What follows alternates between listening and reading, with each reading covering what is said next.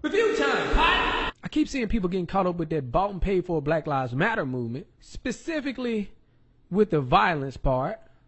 Talking about, oh, well, you ain't doing nothing. This is how we gonna get some change. No, Joker.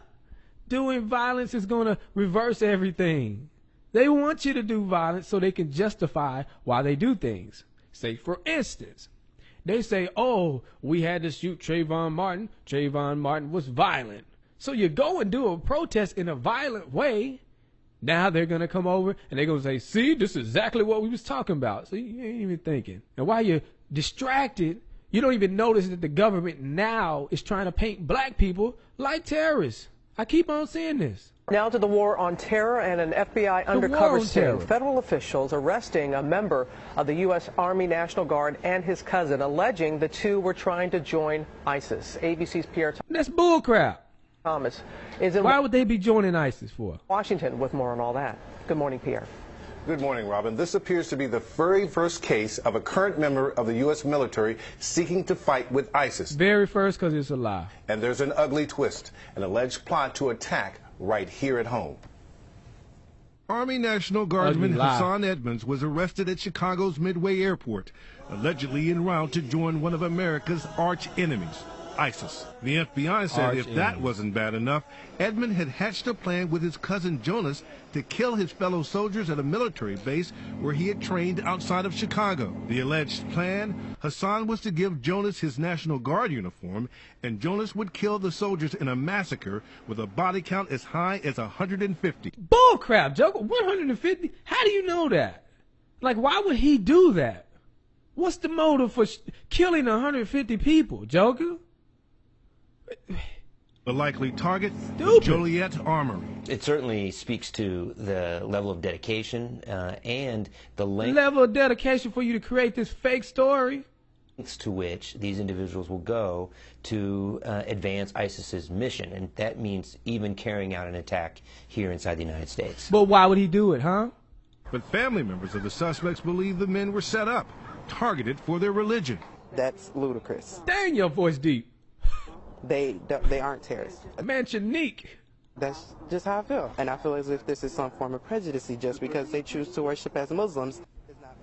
Hassan Edmonds it's just fake. That's what it is one of more than 20 people from inside the U.S. caught in the last year allegedly trying to go overseas to join ISIS. Pierre is full of crap. Oh, it ain't over yet. A dramatic terror takedown outside of Boston. We're learning those new details this morning about the suspected lone wolf's brutal plan to kill police officers. ABC's Tom Yama starts us off in Boston with the very latest. Good morning, Tom. That's right, Amy. Good morning. Police and federal agents confronted Usama Rahim in this parking lot because they say he was allegedly ready to attack. And they knew this because they had been listening to his cell phone conversations on wiretaps. They had even... Hold up. They was listening to the main cell phone?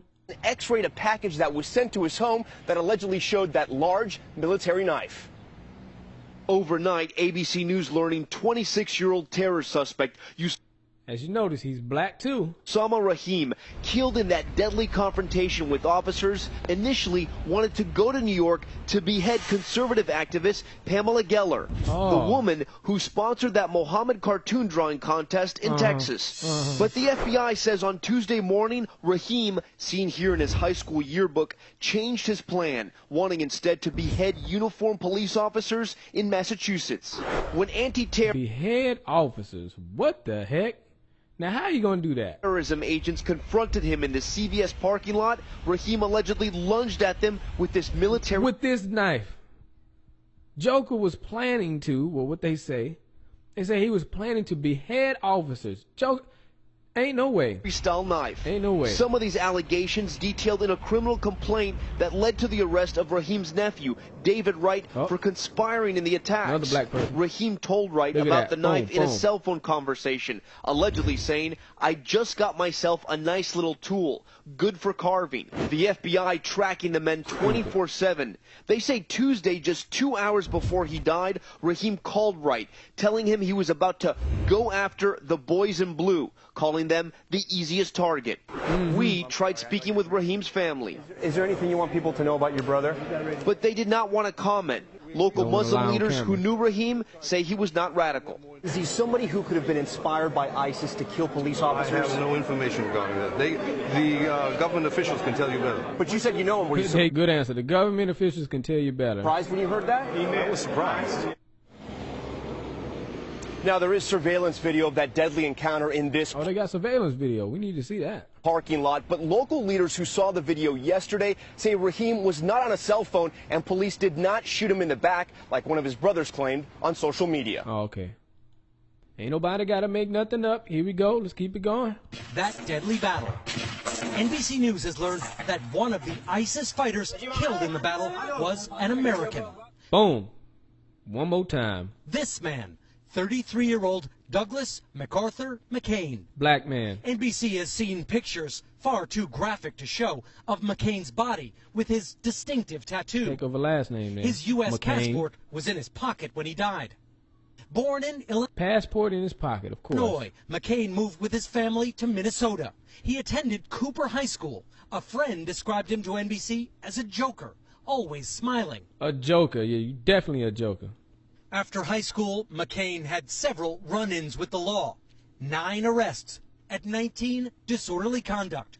Obstruction of justice 6 years later. In 2004, McCain converted to Islam.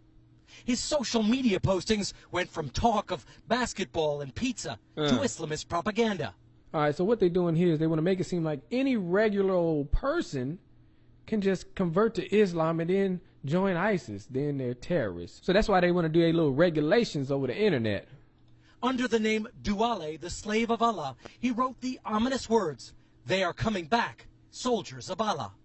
This spring, McCain left the U.S. for Turkey. Stupid, but don't nobody want to be in no dang ISIS. He wrote an alleged ISIS member to say, "I will be joining you guys soon." The ranks of ISIS include many Westerners, including people who are converts to Islam, who have no prior experience in the religion and the culture, who are just like any other American. See, that's exactly what I said. They brainwashing you with this garbage. They want to be able to go after people who are normal. They're trying to make an excuse for their bull crap. Do you see? This joker is a sellout. I wouldn't listen to nothing he said unless to understand their agenda. That's it. Like thousands of other foreign fighters. Who the heck is this talking? Alpha from Power Rangers? McCain made his way from Istanbul to the Syrian border and then to areas of ISIS control. He died near a town called Maria. Yeah. ISIS is a group that kills Americans, but also has some Americans fighting alongside it. Oh, okay. Red Silver J, all I gotta say.